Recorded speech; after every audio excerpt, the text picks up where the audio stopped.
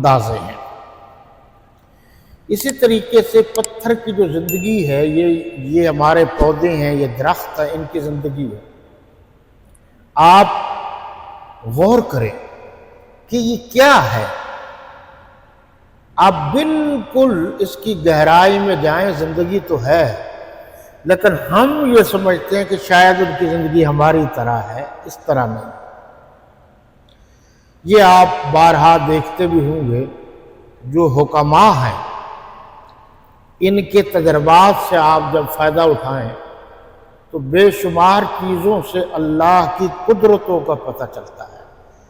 سورہ الرحمن کی یہ آیت کہ فَبِأَيِّ آلَاءِ رَبِّكُمَا تُكَذِّبَانِ، بس تم اللہ کی کن کن قدرتوں کا انکار کرو۔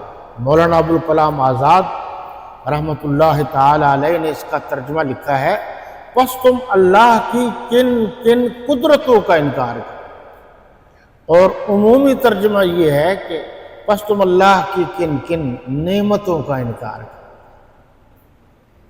اور باقی بزرگوں نے لکھا ہے، اے گروہ جن و انس، اب بتاؤ کہ تم اللہ کی کن کن قدرتوں کا انکار کرو۔ اب دیکھیے جی، یہ مختلف چیزیں ہیں، لیکن ایک بوٹی ایسی ہے، یہ جڑی بوٹیوں سے علاج ہوتا تھا، آج کل بہت کم ہو گیا ہے، جو پرانے لوگ ہیں وہ دیسی علاج کو اب بھی ترجیح دیتے ہیں۔ ان میں ایک بوٹی ہے جس بوٹی کا نام شرما بوٹی ہے۔ آپ قرآن کی سچائیوں کا انکار نہیں کر سکتے۔ پنجاب یونیورسٹی میں جو پھول ہیں، پھولوں کی اقسام ہیں، ان کی پھر خوشبو ہے، پھر ان کا ایک وقت ہے، وہاں کے ماہرین کہتے ہیں ایسے محسوس ہوتا ہے جیسے یہ پھول آپس میں باتیں کرتے ہیں۔ اب اس آواز کو سمجھنا ہر ایک کے بس کا کام تو نہیں۔ اچھا، پھر کوئی کہے کہ دیکھو جی خوشبو کہاں سے آتی ہے، اور پودے یعنی پھول مختلف ہیں تو خوشبو بھی مختلف ہے، تو آپ بتائیے کہ یہ خوشبو کہاں سے آتی ہے؟ یہ اللہ ہی جانتا ہے کہ خوشبو کہاں سے۔ جی میں عرض کر رہا تھا کہ پھر ہر ایک بوٹی کی، ہر ایک دوائی کی الگ الگ تاثیر ہے۔ یہ تاثیر اللہ نے رکھی ہے، کبھی یہ تاثیر کام کرتی ہے، کبھی یہی دوائی ہوتی ہے اور وہی بیماری ہوتی ہے تو تاثیر ختم ہو جاتی ہے، دوائی کام نہیں کرتی۔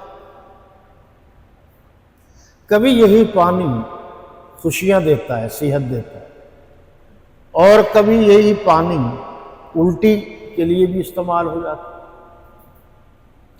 تو وہ جو شرما بوٹی ہے، اس کا نام ہے، اس کی جو خاص چیز ہے وہ یہ ہے کہ اس کو عورت ہاتھ لگائے، یہ بوٹی ہاتھ لگائے یوں۔ اب اس میں کیا ہے؟ یہ بہت ساری چیزیں ہیں اس میں۔ اس کا جو لمس ہے نا، لمس، یہ ہاتھ کی ہتھیلی کا لمس، اگر آپ بھینس پر یہی ہاتھ پھیریں تو آپ کو کیا محسوس ہوگا، اور اگر یہی ہاتھ آپ بلی پر پھیریں پھر کیا محسوس ہوگا؟ یہ لمس سے بہت کچھ حاصل ہوتا ہے۔ سخت چیز پر یہی آپ کا ہاتھ ہے پھر جائے اور بہت زیادہ سخت ہو تو پھر کٹنے کا بھی خطرہ ہے۔ اب یہ کیا ہے؟ پھر اس میں جو خیر سے یہ لکیریں ہیں، لکیروں کا بھی ایک علم ہے۔ کسی دور میں ہم نے اس پر بھی بہت تحقیق کی، محنت کی، یہ ہاتھ کی لکیریں، پھر یہ کیسے پھرتی ہیں، کیسے چکر دیا جاتا ہے لوگوں کو۔ اچھا جی، وہ شرما بوٹی جو ہے اس کی خوبی یہ ہے کہ اس پر اگر عورت ہاتھ پھیر دے اسے کچھ بھی نہیں ہوتا، اور اگر اسی بوٹی پر مرد ہاتھ پھیر دے تو وہ شرم کے مارے بجھ سی جاتی ہے۔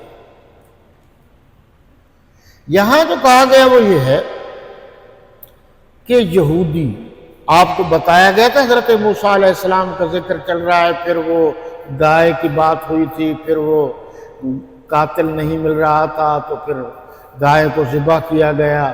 پھر وہاں موسویوں نے کہا کہ جی کس رنگ کی ہو، بڑی حجتیں کی، بڑے نخرے کیے۔ اللہ نے تعالیٰ نے فرمایا کہ جتنا زیادہ یہ پوچھتے جائیں گے اتنے زیادہ یہ تکلیف میں مبتلا ہوں گے، جو اللہ نے حکم دیا ہے بس وہ کر دو۔ پھر ذبح ہوئی گائیں اور اس کا ایک حصہ مردے کو مارا گیا، وہ بولا اور اس نے بتایا کہ میرا قاتل فلاں ہے، پھر وہ دوبارہ مر گیا۔ لیکن یہ اس وقت کے لیے تھا۔ بہت سارے لوگوں نے اس قسم کے ٹونے آج بھی کر رکھے، اس سے پتہ نہیں چلتا حقیقی علم اللہ کو ہوتا۔ اچھا، مجھ میں یہ عادت ہے کہ میرے سامنے کوئی بات آئے تو میں لگا رہتا ہوں اور اس کی تہ میں جاتا ہوں۔ کچھ دن مجھ پر یہ جنون تھا کہ یہ جو 4 تعویذ ڈال کے ایک لوٹکی جو مٹی کی ہوتی ہے، یہ آتے ہیں جی بتاؤ جی چور کون ہے، نام لکھ کے ڈالتے ہیں، پھر انگلی پر رکھتے ہیں، یہ کیسے گھومتی ہے؟ اس وقت تو ہم سورہ یاسین کا پہلے رکوع پڑھتے تھے، یا کلے لکڑی کا جو قلہ جسے ہم کہتے ہیں، یہ ٹھوک دیا جاتا تھا اور جو ہاتھ لگائے جاتے، جو چور ہوتا تھا اس کا ہاتھ لگ جاتا۔ یہ تکے کی حد تک تو صحیح ہے، تکے کی حد تک تو آپ کہہ سکتے ہیں، لیکن حقیقت پر مبنی نہیں ہے۔ کبھی کچھ ہو جاتا ہے، کبھی کچھ ہو جاتا ہے۔ پھر ہوتا یہ تھا کہ موسوی یعنی حضرت موسیٰ علیہ السلام کے ماننے والے یہودی جب علیحدہ ہوتے تو مسلمانوں سے کہتے جناب ہم تو ایماندار ہیں، ایمان لانے والے ہیں۔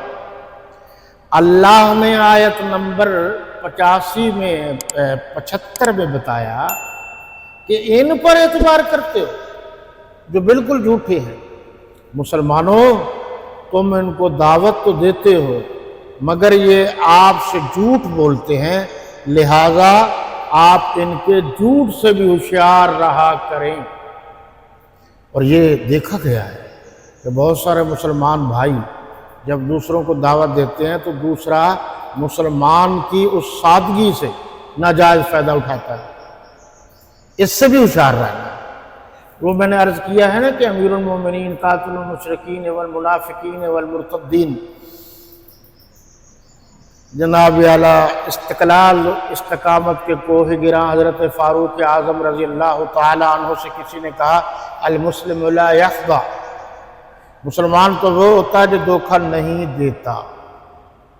حضرت فاروق اعظم رضی اللہ تعالی عنہ نے فرمایا نہیں، آپ جملے کو مکمل کریں، المسلم لا یخدع ولا یخدع، کہ مسلمان وہ ہوتا ہے جو نہ دھوکہ دیتا ہے نہ دھوکہ کھاتا ہے۔ ایک بات، دوسری وہ حدیث ذہن میں رکھیے، لا یلدغ المؤمن من جحر واحد مرتين، کہ مومن وہ ہے جو ایک سوراخ سے 2 مرتبہ نہیں ڈسا جاتا، کہ بار بار دھوکہ کھائے، یہ اچھا نہیں لگتا۔ یہ 2 حدیثیں، ایک حضرت عمر رضی اللہ عنہ کا فرمان ہے، یہ اب جو میں نے پڑھی ہے یہ حدیث ہے، آپ کے سامنے رہے تو بہت فائدہ ہوگا۔ کہا اور یہ لوگ جب مومنوں سے ملتے ہیں تو کہتے ہیں ہم ایمان لے آئے ہیں، کون؟ یہودی۔ اور جس وقت آپس میں ایک دوسرے سے ملتے ہیں تو کہتے ہیں جو بات اللہ نے تم پر ظاہر فرمائی ہے وہ تم ان کو اس لیے بتائے رہتے ہو کہ قیامت کے دن اسی کے حوالے سے تمہارے پروردگار کے سامنے تم کو الزام دیں، کیا تم سمجھتے نہیں؟ یعنی وہ جو یہودی تھے وہ یہ کہتے تھے، ذرا خیال رکھنا، کہ جی بالکل ہماری کتاب میں اللہ کی کبریائی ہے، اللہ کی صمدیت ہے، اللہ کی وحدانیت ہے، اللہ کی توحید ہے، کہ اللہ یکتا ہے، اللہ کی ذات میں، اللہ کی صفات میں، اللہ کی قدرت میں، اللہ کی عبادت میں اور کوئی شریک نہیں، یہ وہ کہتے تھے۔ پھر ساتھ ہی کہتے تھے کہ اب حضور اکرم صلی اللہ علیہ وسلم کی جو نشانیاں تھیں تورات میں یہ وہی کہ وہی ہیں، لہذا یہ سچے نبی ہیں۔ نشانیاں تھیں بھی صحیح۔ وہ سورہ الفتح کی آخری آیت مثلہم فی التوراۃ و مثلہم فی الانجیل، ان کی مثالیں تورات میں بھی ہیں اور ان کی مثالیں انجیل میں بھی ہیں۔ یہ بھی ذہن میں رہے، ایک مثال ہے جناب رسالت آپ صلی اللہ علیہ وسلم، بالکل ہے، ہمیشہ سے بتایا جاتا رہا ہے، انجیل میں بھی ہے، توریت میں بھی ہے، زبور میں بھی ہے، مختلف نبیوں نے بھی بتایا۔